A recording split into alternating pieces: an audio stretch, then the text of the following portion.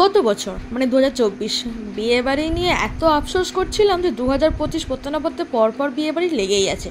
তো যাই হোক, এটা হচ্ছে আমার পাড়ার একটা দিদির বিয়ে।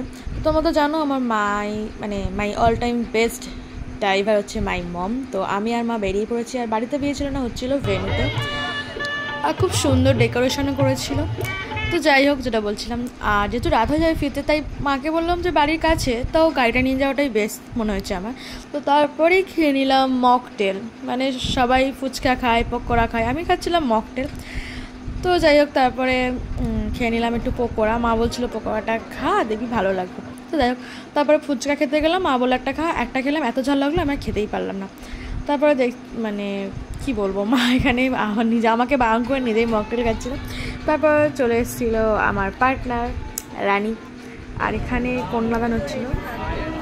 বাঙালিদের একটা রিচুয়ালস, বাট আমি মনে করি যে কন্যাকে কখনো দান করা যায় না। তো এই জায়গাটা আমার খুব খারাপ লাগে। তো যাই হোক, তো মেনু দেখে নাও। তারপরে খাওয়া দাওয়া স্টার্ট করে দিয়েছিলাম, কারণ রাত হয়ে যাচ্ছিলো, আর আমি আর মা বসে গেছি। তোমরা কি একটা জিনিস খেয়াল করলে, আমি আর মা কিন্তু ম্যাচ করেছিলাম। এটা আরেকবার করেছিলাম, এটা হচ্ছে সেকেন্ড টাইম ম্যাচ। যাই হোক, তারপরে খেয়ে নিলাম আইসক্রিম। তারপরে দেখছিলাম টান, যেটা ছিল বাচ্চাদের মনোরঞ্জনের জন্য। তো হেভি মজা, দারুণ দারুণ। বাড়ি যাই, টাটা।